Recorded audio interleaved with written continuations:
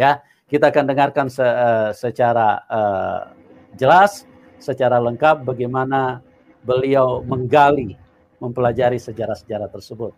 Oke, Pak Ismail, waktu saya serahkan kepada Anda untuk mungkin dimulai dari sedikit mencuplik tentang kesaksian Bapak yang lalu, ya, supaya benang merahnya bisa ketemu, Pak. Silakan, Pak Ismail. Terima kasih. Ya. Ya, terima kasih. Salam, selamat sore kepada seluruh pemirsa channel yang berbahagia saat ini. Saya berterima kasih kepada Pak Yusuf yang sudah memberikan kesempatan buat saya untuk kembali menyampaikan apa yang saya alami dan yang saya terima sebagai satu pengalaman hidup yang sangat membahagiakan. Ya, latar belakang saya sebenarnya dari kecil saya sebenarnya seorang yang senang mempelajari berbagai agama, tetapi di satu saat, ketika satu saat saya remaja, saya masuk dalam satu perguruan silat. Nah, disitulah sebenarnya saya dibayar menjadi seorang Muslim, ya, karena waktu saya lulus saya harus membacakan beberapa kalimat dan kemudian setiap minggu kita latihan pun kita mendengar berbagai tausiah dan saya mulai diisi oleh iman-iman yang kebenaran-kebenaran yang saat itu saya terima pada waktu remaja pemuda. Namun karena dalam perguruan silat itu kami setiap bulan kami juga dilatih atau mengadakan pertandingan persahabatan. Jadi saya ada pertandingan persahabatan dengan jiu-jitsu, judo, dan lain sebagainya. Saya merasa perlu lebih memperlengkapi dan saya juga masuk belajar satu kebatinan yang dalam yang ada pada guru saat itu. Ya, tapi menjelang satu saat ketika sesudah berapa tahun saya mempelajari itu, saya mengalami satu hal yang mengganggu saya dalam aliran kebatinan itu. Dan saya merasa ada sesuatu yang saya rasa tidak pas buat saya. Ya, nah di dalam ketidakpasan itu saya mencari sesuatu bagaimana melepaskan ini semua. Dan ketika saya melepaskan itu, dan sebagaimana saya katakan, saya belajar tentang kebenaran, saya belajar tentang iman saya, dan saya belajar bagaimana di Muslim kita diajarkan dari tausiah-tausiah yang saya dengar, ya, dan pelajaran-pelajaran yang saya dengar. Tetapi karena ini saya jadikan sebagai pergaulan, ya, saya juga bergaul dengan banyak orang Kristen, ya, saya juga pergi ke gereja, ya, dan pergi ke berbagai tempat dan belajar dan mau menemukan bagaimana kebenaran. Dan saya percaya kebenaran itu adalah Tuhan sendiri dan pemilik kebenaran adalah Dia sendiri, Allah pencipta langit dan bumi. Nah, kembali bagaimana saya menemukan, ya, ketika saya belajar kebatinan itu, kebatinan yang saya pelajari adalah ilmu nafas, ya, di mana dengan ilmu nafas itu saya boleh bisa mengeluarkan roh saya, tapi pada saat sampai titik sedikit lagi, ya, saya merasa terganggu, ya, oleh satu roh yang menurut saya tidak pas buat saya. Dan saya mencari siapa yang mampu melepaskan. Tetapi tidak ada yang bisa. Sehingga satu saat saya ketemu dengan seorang hamba Tuhan, di mana saya dilepaskan dan saya berpuasa dengan beliau, ya, dengan beberapa hari, dan saya dilepaskan. Disitulah saya melihat bagaimana kuasa daripada Isa Al-Masih atau yang disebut Yesus Kristus, bahwa Dia adalah sungguh sesuatu yang mampu melepaskan dari segala sesuatu ikatan kegelapan. Nah, disinilah saya mendalami dan saya menemukan sosok kebenaran yang sungguh-sungguh mengubah hidup saya. Ya, ada beberapa alasan ketika prosesnya masih cukup lama, sampai saya remaja, sampai saya menikah dan sampai saya besar, saya diproses, ya. untuk mengenal kebenaran yang sesungguhnya. Di dalam beberapa agama yang saya pelajari, dalam proses tadi saya belajar, dan saya merasakan bagaimana justru di Al-Quran saya dituntun untuk mengenal siapa Isa, dan di dalam pengalaman bagaimana saya dilepaskan daripada roh-roh atau kuasa kebatinan yang begitu besar, yang begitu kuat, ya. Saya boleh mengenal sosok Yesus, Tuhan, Isa Al-Masih. Dalam Islam dikatakan Isa Al-Masih, ya. Dialah sebagai sosok yang terbesar. Sehingga inilah yang membangkitkan minat saya untuk bagaimana saya mempelajari lebih dalam lagi. Siapakah itu Isa Al-Masih? Nah, saya mulai membaca Al-Quran sejak lama, ya. Saya mempelajari dengan tekun, ya. Saya memang tidak belajar bahasa Arab, tapi saya mempercayai Tuhan mengerti bahasa di mana saya tinggal, di mana saya lahir. Teristimewa ketika saya membaca dalam Al-Quran sendiri, ya, walaupun saya dengar bahwa di mana dalam tausiah-tausiah yang saya terima dari guru, ya, bahwa Alkitab kekristenan itu sudah dipalsukan, ya, bahwa ini sudah ada di dalam, terkandung penuh di dalam Al-Quran. Sehingga memang saya belajar Al-Quran secara mendalam, tapi dalam bahasa Indonesia. Mengapa saya pilih dalam bahasa Indonesia? Terutama di dalam, ketika saya membaca di dalam Al-Quran, ya, 41 ayat 44 Al-Kisah, kalau tidak salah itu, ya, saya boleh lihat, ya, ini sedikit.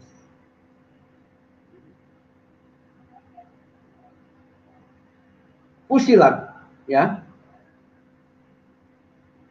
ayat 44, dia berkata, jikalau kami jadikan Al-Quran itu suatu bacaan dalam bahasa selain Arab, tentulah mereka mengatakan, mengapa tidak dijelaskan ayat-ayatnya? Apakah patut Al-Quran dalam bahasa asing, sedangkan rasulnya adalah orang Arab? Ya, katakanlah Al-Quran itu petunjuk penawar bagi orang mukmin dan orang-orang yang tidak beriman pada telinga mereka. Sedang Al-Quran adalah satu kegelapan bagi mereka. Mereka itu seperti yang dipanggil dari tempat yang jauh. Ayat ini turun ketika berhadapan dengan orang Mekah, ya. Jadi saya melihat Al-Quran ini diturunkan dalam bahasa Arab karena rasulnya orang Arab. Dan dalam Al-Quran sendiri dinyatakan bahwa Allah mengirim utusan-utusan ke dalam berbagai tempat dengan bahasa kaumnya. Ya. Saya mulai merenung, bukankah di dalam Taurat juga turun kepada Nabi Musa? Tentu bukan dalam bahasa Arab, tentu dalam bahasa Ibrani. Ya. Begitu pula ketika saya mempelajari Injil, Sabur turun pun dalam bahasa Ibrani kepada Nabi Daud sebagai raja Israel. Ya. Begitu pula Injil turun kepada Nabi Isa. Tentu turun secara bahasa kaumnya. Jadi itu turun untuk umat agar boleh mengerti. Sehingga saya percaya dengan saya belajar dengan menggunakan bahasa Indonesia tentu tidak salah. Terutama saya belajar Al-Quran itu lewat Al-Quran dan terjemahannya yang dirumuskan oleh 10 orang, terdiri dari beberapa profesor, doktor pada zamannya. Dan saya percaya profesor-profesor Islami ini tidak mungkin menulis atau menerjemahkan dengan sengaja memberikan kesalahan-kesalahan atau kekeliruan. Tentu mereka menerjemahkan secara baik dan bertanggung jawab. Nah, sehingga dengan demikian saya meyakini bahwa Al-Quran dalam bahasa Indonesia itu memberikan pengertian yang baik. Dan saya mendapatkan itu. Ya. Sehingga dengan yakin saya terus belajar.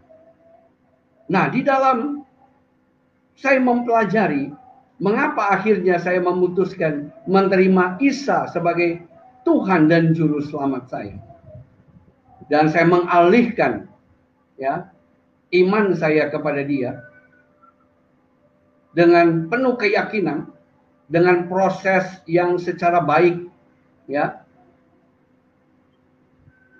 Ada beberapa hal yang menurut saya adalah penting saya bagikan kepada teman-teman dan juga rekan-rekan di mana saja yang berminat mempelajari hal ini. Motif saya tidak lain adalah mau berusaha mencari pemilik kebenaran, kebenaran yang sah. Nah, saya melihat hal yang menarik adalah mengapa saya membandingkan Al-Quran juga dengan berbagai agama, terutama saya merucut kepada tiga agama sebelumnya, yaitu agama Yahudi, ya, Israel, agama Islam, dan juga agama Kristen. Karena rupanya ada benang merah. Mengapa? Sebab ketika saya membaca Al-Quran, jelas ketika Nabi Muhammad diminta pertanggungan jawab dari orang-orang Mekah, dijawablah oleh Muhammad saat itu, ya, bahwa aku diperintahkan oleh Allah untuk memegang agama Ibrahim, agama yang lurus, agama yang diterima oleh Ibrahim. Ibrahim adalah menerima amanat untuk tidak mempersekutukan Allah. Ya. Nah, disinilah yang saya yakini bahwa betapa agama Ibrahim itu menjadi sorotan dalam penelitian saya. Nah, ketika saya mempelajari, ya, apa yang dimaksud tadi agama Ibrahim? Itu agama yang tidak mempersekutukan Allah. Ya, agama yang menyembah hanya satu Allah. Inilah yang diturunkan, ya, kepada Musa dari Masabur, dan diturunkanlah juga kepada Isa. Ya. Nah, saya melihat bahwa hal ini, ya, bahwa hal ini adalah hal yang sangat menarik perhatian. Tapi ketika saya melihat fokus kepada agama Ibrahim ini, saya tertarik di dalam melihat validasi tentang keabsahan. Siapa sebenarnya yang berhak, ya, yang menerima warisan betul-betul sebagai agama Ibrahim, ya. Nah, ini yang menjadi yang menarik perhatian saya, yang menjadi fokus perhatian saya. Mengapa hal ini menjadi menarik perhatian saya? Karena satu hal, bahwa ketika saya melihat Isa Al-Masih, bagaimana kisah Isa Al-Masih di dalam Al-Quran begitu luar biasa. Beliau lahir dari seorang perawan, ya, yang disebut Maryam dalam Quran, dan di dalam Alkitab disebut Maryam. Ya. Nah, di dalam Al-Quran dijelaskan bagaimana Isa lahir dari Roh Kudus, dari kalimat Allah. Ya. Dari kalimat Allah dia lahir dengan baik, ya.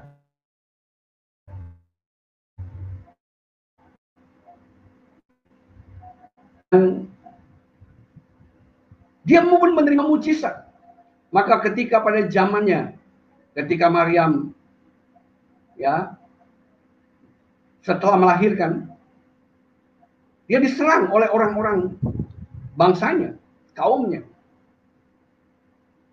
Tetapi Isa menjawab, diberi hak jawab. Sehingga apa yang terjadi ini adalah mujizat dari Allah. Ya. Mujizat yang luar biasa. Nah, bahkan saya melihat mujizat yang luar biasa adalah bagaimana Allah mengajar Isa ini dengan hikmat dan kenabian. Ini sangat menarik buat saya. Dari kisah ini, saya melihat satu perbedaan yang sangat luar biasa dengan kelahiran Nabi Muhammad. Ya. Saya meneliti sejarah dari Nabi Muhammad. Ya. Muhammad lahir sebagai anak yatim karena dalam kandungan berapa bulan, 7 bulan sebelum beliau dilahirkan, ayahnya Abdullah meninggal dunia. Ya. Dan dia menjadi seorang yang tidak memiliki ayah pada saat dilahirkan. Nah, pada saat dia dilahirkan pun, ya, dia diterima oleh kakeknya Abdul Muthalib dan dia diungsikan untuk menerima susu, ya, disusukan di satu tempat oleh karena ibunya mungkin tidak bisa memberikan air susu pada saat itu, ya. Sehingga tradisi katanya bangsawan Quraisy, anak-anak kecil harus diberikan susu di tempat lain. Walaupun itu sebenarnya saya sendiri masih meragukan, tapi saya tidak ada data untuk hal itu. Ya, bagaimana mungkin ibunya melahirkan tetapi tidak mampu memberikan air susu? Ya, itu satu hal yang berbeda yang mungkin bisa kita gali kemudian.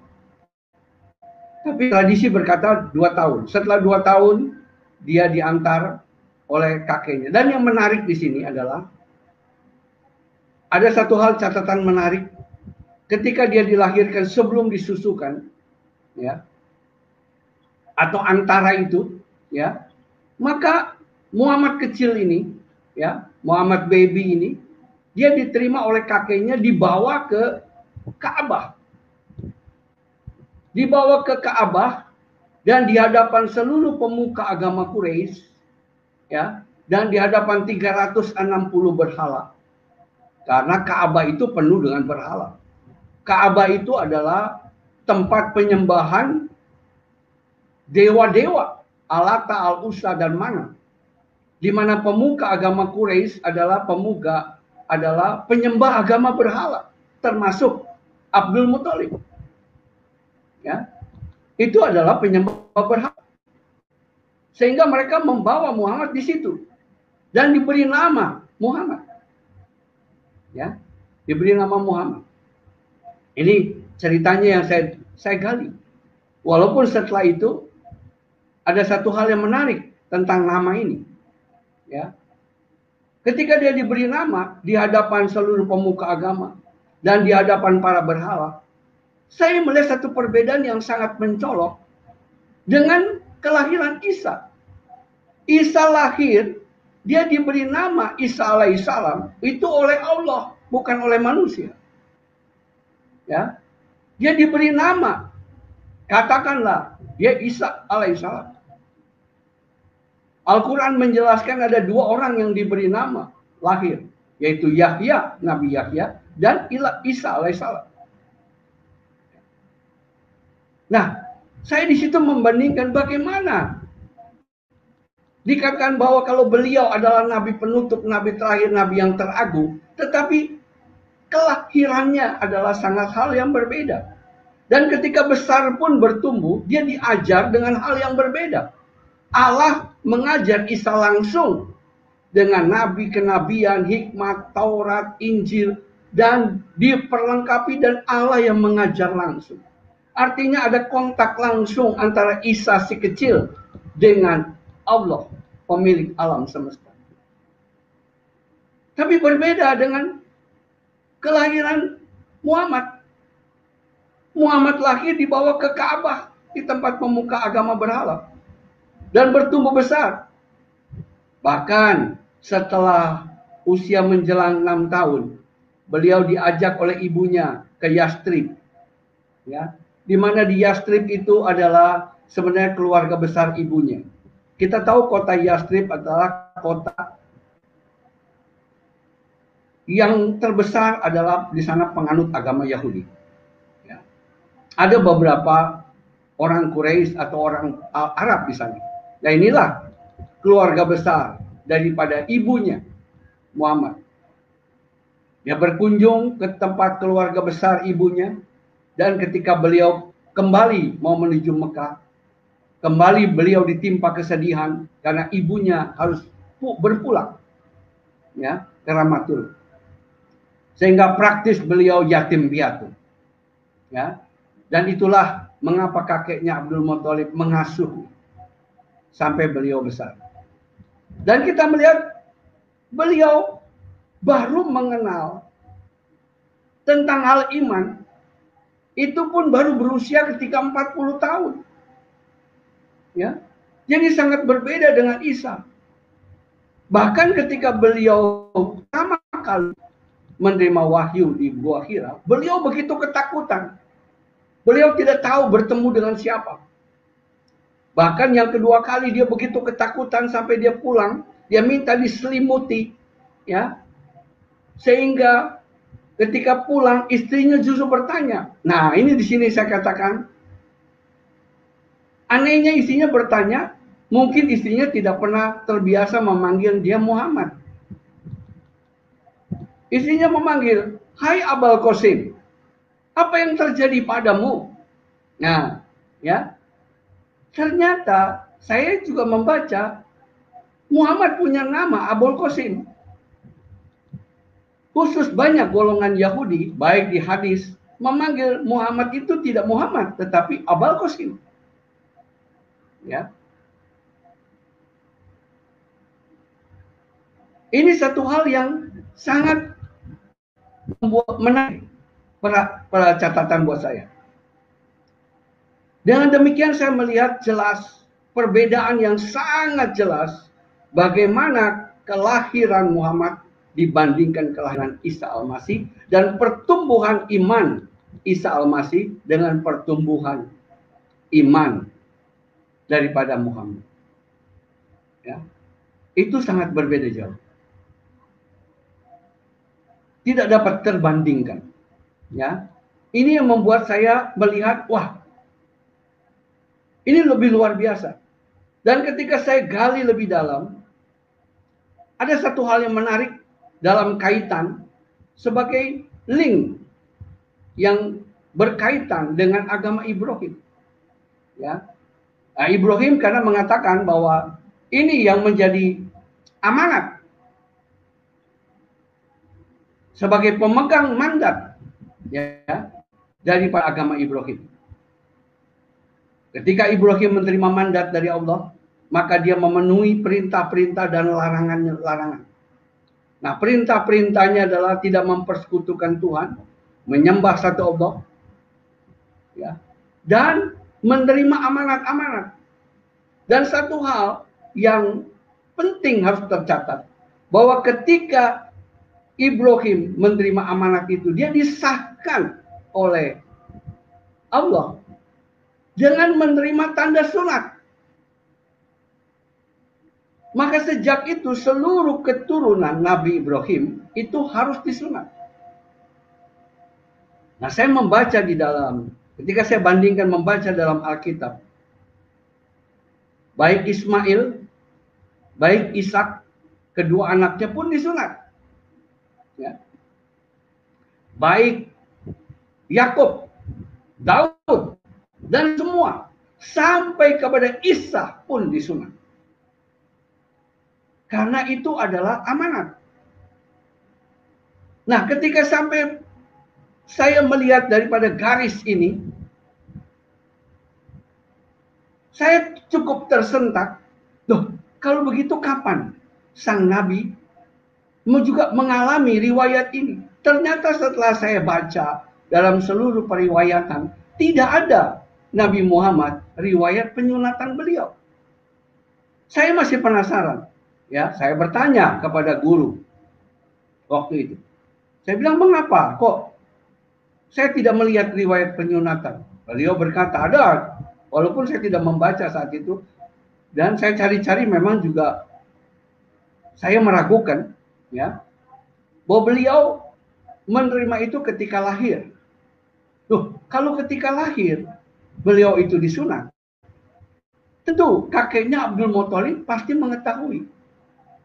Dan pasti diceritakan, karena itu menjadi kebanggaan keluarga besar daripada orang Quraisy. Apalagi beliau sebagai bangsawan terkemuka Quraisy menerima amanat ini, pasti dikemukakan. Ternyata tidak juga. Seperti saya ceritakan ketika ada di Ka'bah, di hadapan 360 berhala, tidak ada berita itu. Itu yang pertama. Yang kedua, kalau itu terjadi, ya, tentu permulaan sebelum hijrah ke Madinah, ketika masa di Mekah, 12 tahun beliau ada di Mekah dan menerima orang-orang untuk masuk kepada Islam. Itu pun tidak ada riwayat penyunatan. Saya masih melihat lagi, ya, yaitu di dalam mempelajari lagi di dalam keluarga Nabi sendiri. Keluarga Nabi, dia menikah dengan Siti Khadijah pada umur 25. Ya, selama 15 tahun beliau memiliki putra-putri. Dan ada 2 putranya yang laki-laki. Walaupun masih belum sampai remaja pemuda, sudah dipanggil oleh pulang. Tetapi kepada anak laki-lakinya pun beliau tidak ada riwayat penyunatan. Ya. Jadi dengan kata lain tidak ada riwayat ini. Ya. Bahkan ketika beliau sudah hijrah di Madinah, tinggal di Yathrib di Madinah, di mana beliau juga memiliki anak dari seorang budak yang diambil menjadi istrinya, ya, dari negeri Habsyi, yang bernama Maryam. Anaknya Ibrahim, yang dinamakan Ibrahim, juga meninggal dalam usia muda. Itu pun tidak ada riwayat penyunatan. Jadi dengan kata lain, saya melihat hukum sunat ditambahkan kemudian oleh para pengikut-pengikut yang kemudian, mungkin entah berapa ratus tahun setelah beliau dipanggil pulang. Ya. Nah, sedangkan sunat ini menjadi tanda sah kewarisan daripada link agama Ibrahim. Nah, dilihat dari sinilah saya semakin mantap bahwa betul, ya, saya meragukan atau saya lebih menetapkan pilihan saya bahwa Isa lah sebagai nabi yang terakhir. Isa sebagai Tuhan yang betul-betul dipilih oleh Allah untuk menyatakan kebenaran yang sesungguhnya. Nah, inilah yang membuat saya jatuh hati, membuat saya jatuh pada pilihan bahwa ternyata benar bahwa Isa lah yang dipanggil Yesus Kristus. Itulah yang membuktikan dirinya sebagai Tuhan dan pemilik kebenaran, sang kebenaran itu sendiri. Inilah beberapa riwayat yang membuat saya memiliki pilihan yang berbeda.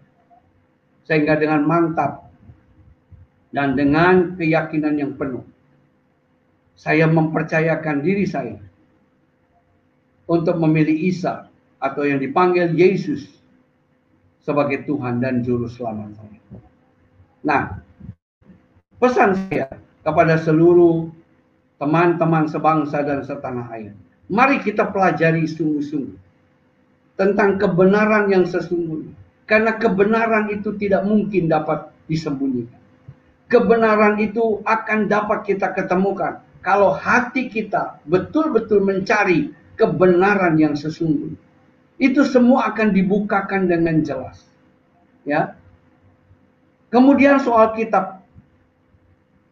Ketika saya mempelajari itu, ada teman saya juga berkata, itu kitab sudah dipalsukan. Engkau tidak dapat menemukan. Saya melihat di dalam Al-Quran. Sebenarnya Al-Quran atau dalam masa Nabi masih hidup, ya.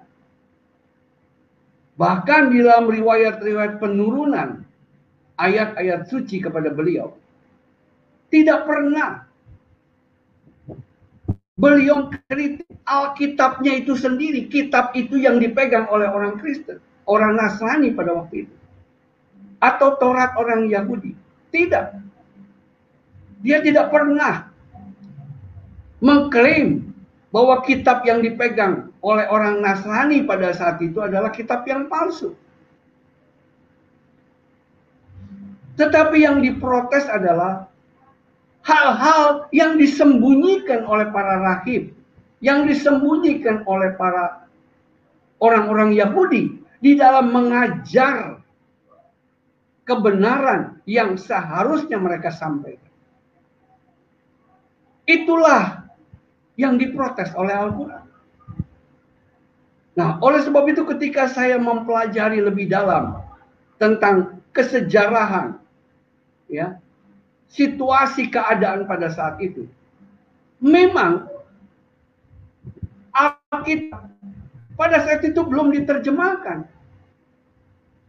Dan yang menerjemahkan di dalam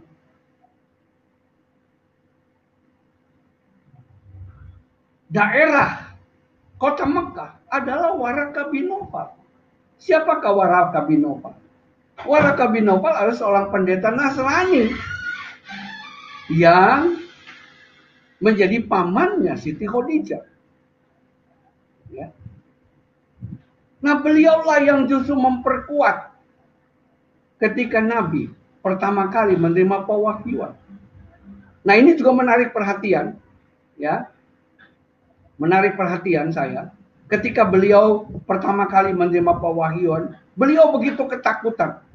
Beliau begitu gemetar. Bahkan menyangka bertemu dengan sesuatu makhluk yang menyeramkan.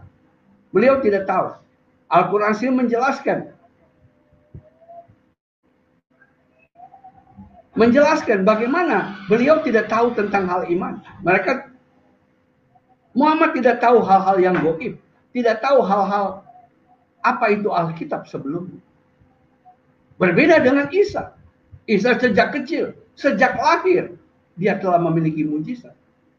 Ya, sejak lahir, bahkan bisa dalam pertumbuhannya, dia bisa membuat burung dari tanah, menghidupkan burung, membangkitkan orang mati, menyembuhkan orang sakit kusta, ya, dan berbuat mujizat lainnya.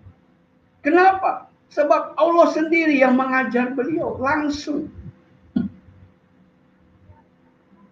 Sedangkan Nabi Muhammad itu diajar oleh utusannya saja, oleh Jibril. Dalam tingkatan itu saja sudah sangat berbeda.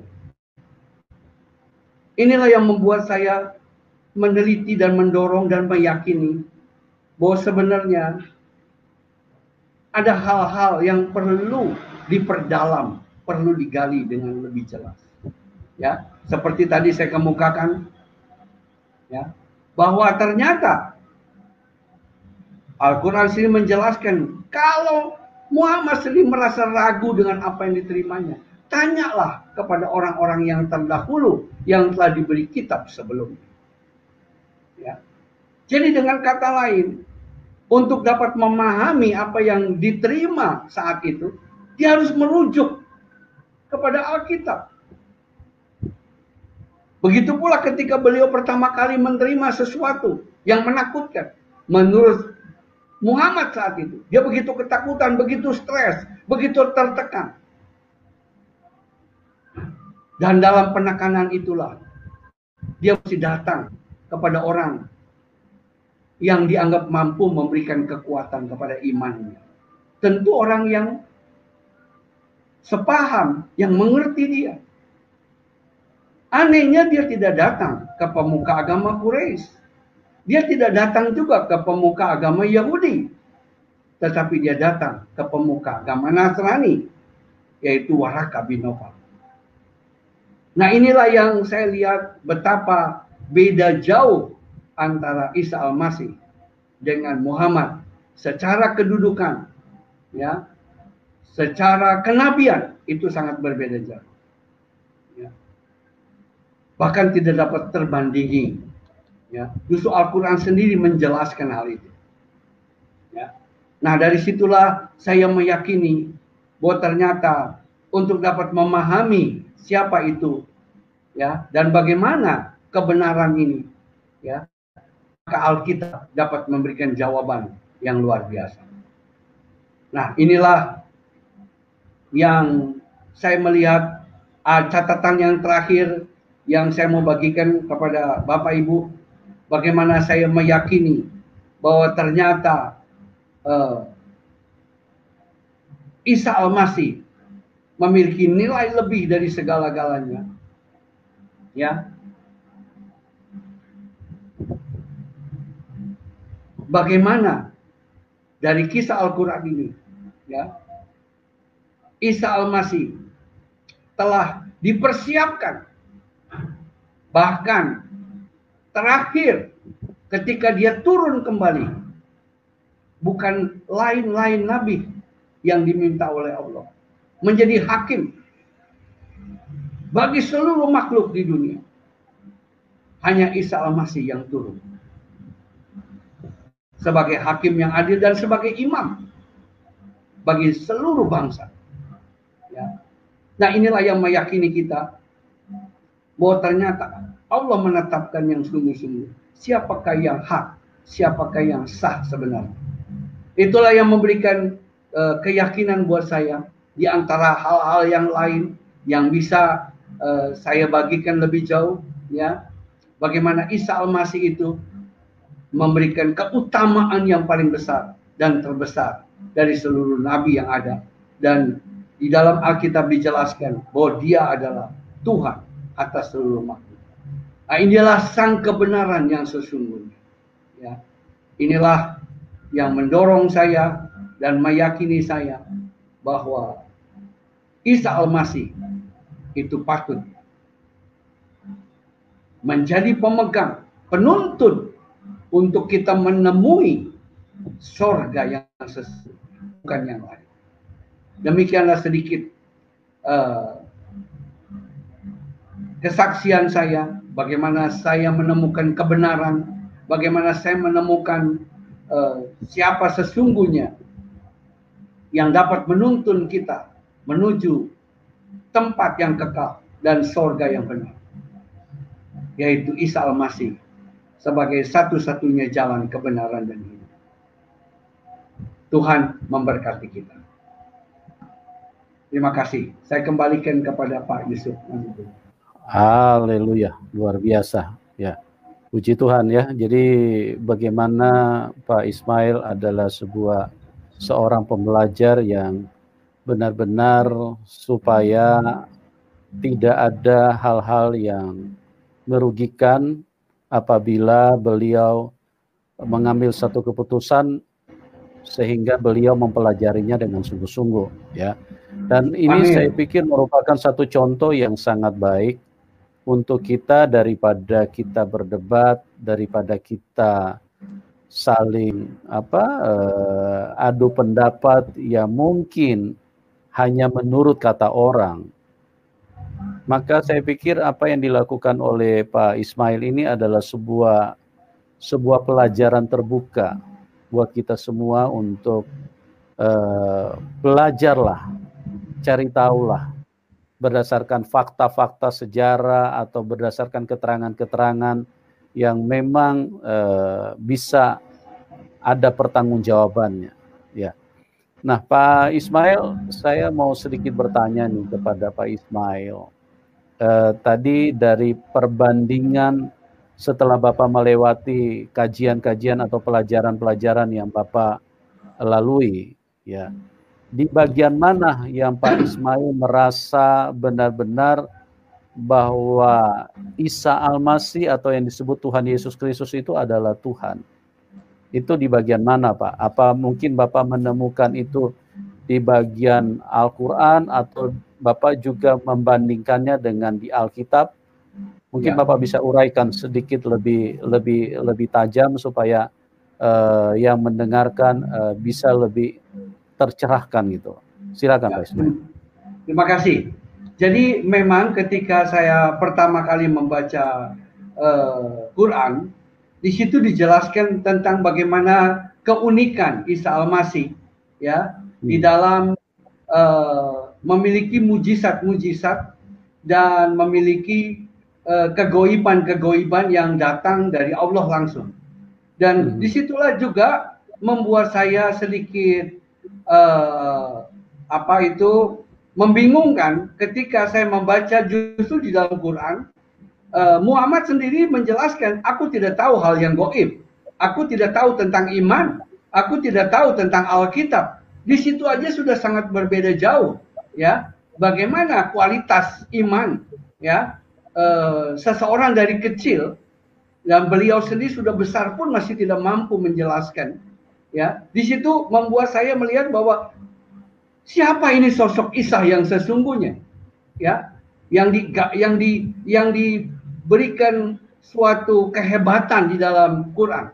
Nah, tapi karena di dalam Quran tidak ada berita yang lebih jelas, saya merujuk, karena di dalam Quran sendiri dijelaskan, kalau Muhammad ragu-ragu, bertanyalah kepada ahli kitab, orang yang diberi kitab sebelum kamu. Nah, saya membaca di sana kitab sebelumnya, yaitu Taurat dan Injil, atau disebut Alkitab. Nah, disitulah saya menemukan kebenaran yang jauh lebih dahsyat yang dibandingkan dengan Quran.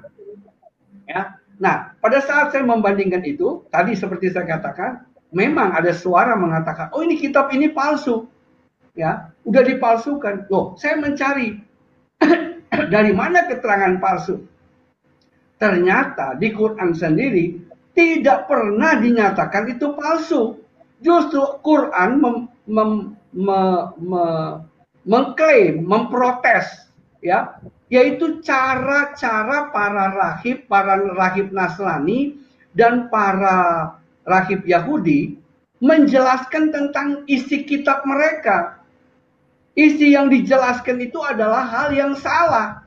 Nah, ketika saya mempelajari, rupanya yang dijelaskan bukan iman Kristen, yang dijelaskan tradisi gereja, yang dijelaskan tentang hal-hal liturgi gereja, ya, bukan tentang iman Kristiani. Dan ketika saya belajar, ya, lebih jauh, dan ternyata memang pada saat itu Kekaisaran Romawi Timur yang dipegang oleh Raja Heraklius itu adalah kerajaan yang tengah bertempur dengan Timur dan Barat, dan mereka di tengah-tengah posisi yang lebih pada politik, bukan pada pembelajaran agama. Sehingga tidak heran di daerah Mekah dan lain sebagainya, mereka mengajar umat dengan asal-asalan. Dan inilah yang diprotes oleh Quran. Bahwa mengapa engkau menyembunyikan kebenaran yang sesungguhnya? Mengapa engkau tidak menjelaskan isi kitab itu sesungguhnya? Nah, jadi kalau sekarang itu sama juga seperti kita mungkin ke ulama, mengapa engkau tidak menjelaskan isi kitab Al-Quran yang sesungguhnya? Begitu kira-kira. Ya. Ya, kalau mereka menjelaskan isi Al-Quran yang sesungguhnya, Al-Quran itu sangat mengagungkan Isa Al-Masih. Gitu. Nah, hanya tidak lengkap. Untuk lengkapnya kita harus merujuk kepada Alkitab. Ini menurut saya, ya.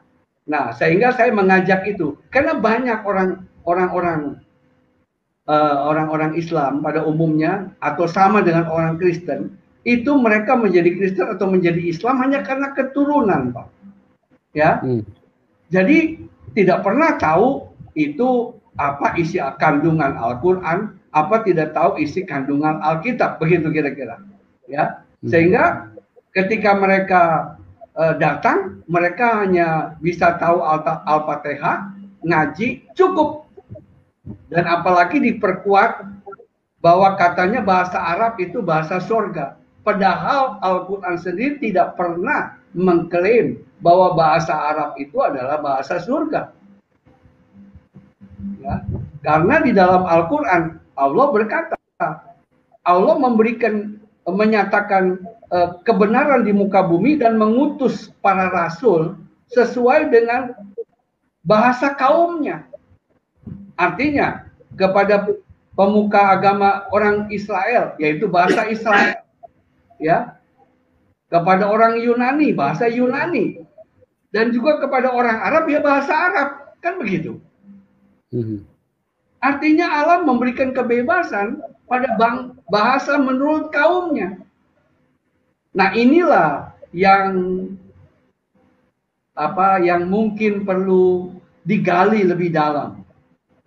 Sehingga saya tadi mengatakan saya mempelajari ini berdasarkan bahasa Indonesia. Karena saya percaya bahwa Allah mengerti bahasa yang saya pelajari dan bermaksud saya mengerti hal ini. Ya. Ini yang itu menurut saya. Ya, jadi berdasarkan hal-hal yang kegoiban yang pernah bersentuhan dengan kehidupan Isa Al-Masih atau Tuhan Yesus itu, dari situlah Pak Ismail menyimpulkan atau mengambil satu keputusan bahwa inilah sang kebenaran. Seperti itu ya Pak Ismail ya? Ya, artinya dialah yang paling sebenarnya, dialah penutup sesungguhnya. Dialah kebenaran yang sesungguhnya. Ya, bukan yang lain. Gitu. Nah, ini bahasa inilah yang perlu digali lebih dalam. Ya. Saya melihat di situ, buat saya melihat kebenaran itu. Ya. Sehingga apa yang dikatakan oleh Al-Quran, sebenarnya Al-Quran justru mau mensiarkan tentang hal ini. Ya, tapi tertutupi, tidak mampu tembus begitu. Dan kita mampu lebih cerah melihat ketika kita melihat Alkitab.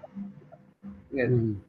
Nah, di dalam Alkitablah mata hati kita terbuka semua. Itulah yang membuat saya meyakini bahwa benar bahwa Isa Al-Masih lah yang paling utama di atas yang paling utama. Oke. Jadi di bagian ayat mana yang mungkin memberikan peneguhan kepada Bapak sehingga keteguhan untuk menyatakan Yesus sang kebenaran. Di dalam Yohanes 14 ayat 6, aku inilah jalan kebenaran dan hidup, tidak ada seorang pun sampai kepada Bapa kalau tidak melalui aku. Itu di dalam Alkitab ditegaskan, Bang. Ya. Nah, justru di dalam Quran itu hanya kita menimbulkan bias, ya. Saya melihat bias, ya. Karena memang Muhammad sendiri diajar berangsur-angsur itu dengan perlahan dengan berbagai hal, ya. Dan ternyata artinya kalau seseorang membaca Quran, ya, itu akan terus terang akan bingung kalau tidak berpaling kepada Alkitab. Ya, baik.